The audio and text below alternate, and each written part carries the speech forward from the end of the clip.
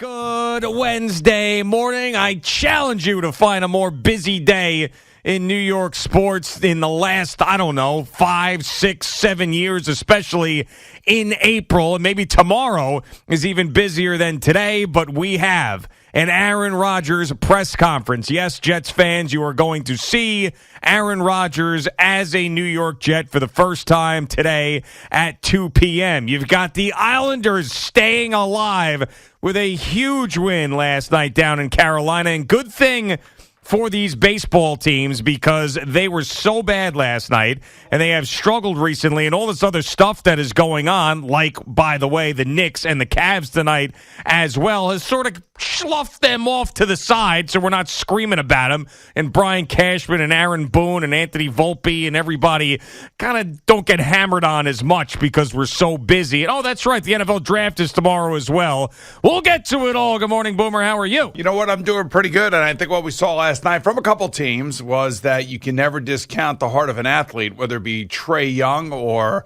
Sorokin, the goalie for the Islanders. I mean, guys that came up big in big spots and on the road. And, that's what I always say. It's one shift, one period, one game. It's one, possession, one quarter, one game, that whole kind of thing. And a couple teams came through last night. A couple of other teams did not come through, especially in the NBA side of things. The Clippers are out. The Timberwolves are out.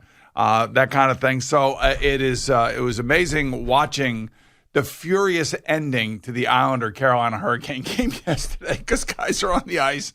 They're dying. They're trying to block pucks. They're trying to chip pucks out of their own zone. Butch Goring's falling out of the freaking, the broadcast booth. I mean, it was total mayhem and total chaos. And that's the way these games should look like. And they live to play another game, Game 6, of course, and the Celtics now have to go down to Atlanta for Game 6. All the things that teams don't want to do that had what I would call the momentum going into their home arena to win and knock a team out. Sure, yeah. Nobody on that Carolina Hurricanes team wanted to or thought that they were going to have to go back to Elmont to UBS Arena to have to finish this thing out, and you know that it's going to be nuts there, and hopefully they put together more of a Game 3 performance, the Islanders, and a Game 4 and force to Game 7, and then who the hell knows. But oh, man, I just love what you love is just the utter tension, the stress, and that comes along with the playoffs. And we as Ranger fans have felt it the last two games. Islander fans have felt it the last 2 or 3 games, especially last night. I can't even imagine. Well, I can imagine how my daughter was feeling. Sure, of course. So it's just these things are worth the price of admission. The moments that you can never capture and never ever bring back, but just wake up in the morning and that you see your team respond the way that a couple of these teams did respond last night in clinching scenarios. It's the best part of sport. It really is. And I'd love to see the Knicks come out and finish the Cavs off in 5. That would just be amazing. I know they're capable of it. Not a lot of people believe, especially Vegas does not believe that they are going to do it tonight. It seems like everybody is under the same mindset that the Cavaliers are too good to just get smacked around at home and get knocked out in 5, and Donovan Mitchell and Darius Garland are going to show up.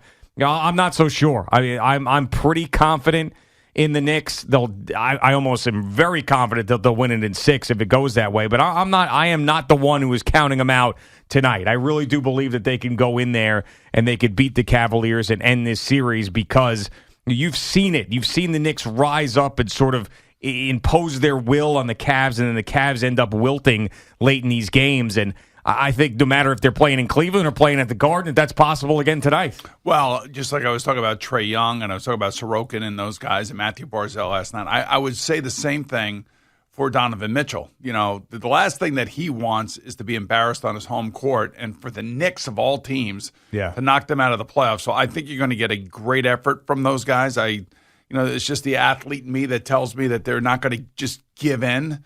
But the other side of me, as the Knicks fan, as the one that has, been waiting for moments like this for this team for years and years and years and years and years, knows that they have an unquestioned leader in Jalen Brunson, a heartbeat of the team that is Josh Hart, young players like Mitchell Robinson and Obi Toppin and R.J. Barrett and Emmanuel Quickley and Quentin Grimes. And you know that this has got to be the moment for the guy that I didn't mention. And it would be great to see Julius Randle go off tonight.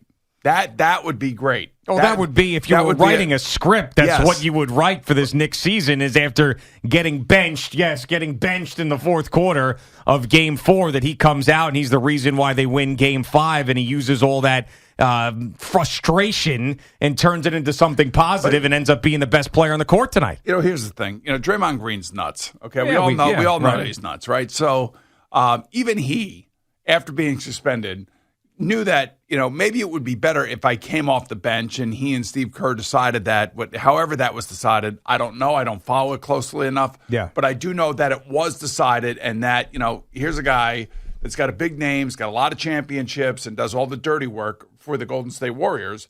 But when he comes back, he's coming off the bench. And it seemed to have worked pretty well for them. Now, whether or not I would think that they would continue that. I don't know why you would change if something seems to be working in the short order. This is where I want, Julius Randle to be. Okay, so I sat on the bench in the fourth quarter because the coach recognized everybody else was playing better. That's the coach's prerogative. That's his right to do that, and that's what he gets paid to do is to make the decisions that ultimately help us win. So I want Julius Randle to do well, but I also want him to be a good teammate and show up after the game, say, hey, I didn't play well. The coach did the right thing, sat my ass on the bench, and we won the game, and that's the most important thing. You never hear that from him when there's a moment, and he's had too many of these moments, and that's the thing that scares me about him because you never know when that explosion is going to happen again. But I hope from an offensive standpoint and a good type of explosion, it happens tonight because that would take a lot of pressure off of everybody else. Yeah, Draymond Green, of course, a multiple-time champion, has been a part of this dynasty, has been the heartbeat of that team, but he's also been the fourth best player at times on that team between Steph Curry, Klay Thompson, and Kevin Durant was there. Now, he had his own role. And the reason I bring that up is Julius Randle, since he's been here, has been the guy. Now, it's changed. Not this year. It's changed since Jalen Brunson's been here, but he still was the leading scorer. He still was the guy that went to the All-Star game. He is still someone who I think there's just so much talk around him. He's the lightning rod of the team, so it's a little bit different for him when he's seeing the team play really well and him not being a part of it. But you gotta sack up and I agree. I'm just saying that he's got it winning. That's all that matters. And I'm sick and tired of worrying about what his feelings are and how he feels about himself and how he's being used. And he didn't talk after the game, and even Charles Barkley went after him for that, and we go after him for that, and we have gone after him for that for over the past 3 years. I mean, you just got to stand up and just say, look, the coach did the right thing, and support the coach, for God's sake, and do it publicly, and let the rest of your team, and I know the teammates seem to like him.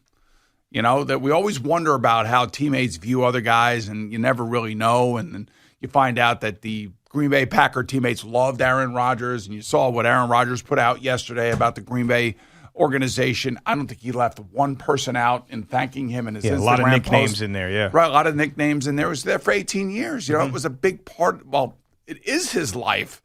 And so I would just hey, Julius, let's get on board here. Let's get on the train that's winning and let the coach do what the coach is supposed to do. And I think the coach really does reflect who we are as Knicks fans. I know some fans out there are not crazy about the coach just simply because he runs his guys into the ground, as you put many times here, and he doesn't really expand his bench and all that other stuff. But, at the end of the day, the coach knows what he's doing.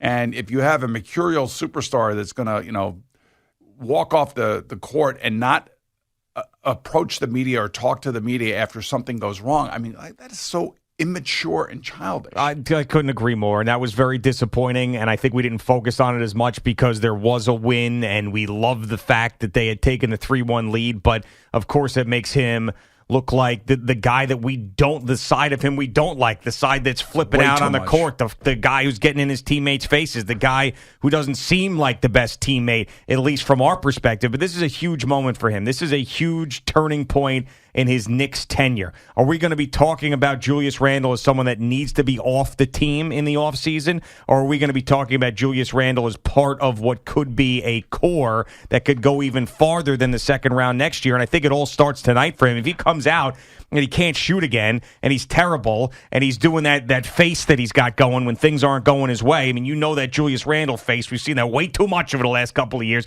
He starts doing that and then goes on the bench, and then he's sitting there and sulking and moping around. And I mean, that is a huge problem. Yeah, and then I wouldn't expect him to play barely at all in the second half if that's how he starts the game. But if he's capable of taking this over, too, and that's the thing about him. You just don't know what you're going to get. Well, if you get Julius Randle in the first game, game one, where he hit his first couple shots and they really got into the game, got his confidence going, and and they do feed him, and Jalen Brunson, reads the game the right way from the point guard position, and they kind of hold Donovan under 40 points. I have a feeling he's going to go for around 40 tonight. Yeah, that doesn't mean they're going to win, because again, one player scoring all those points doesn't always lead to a win.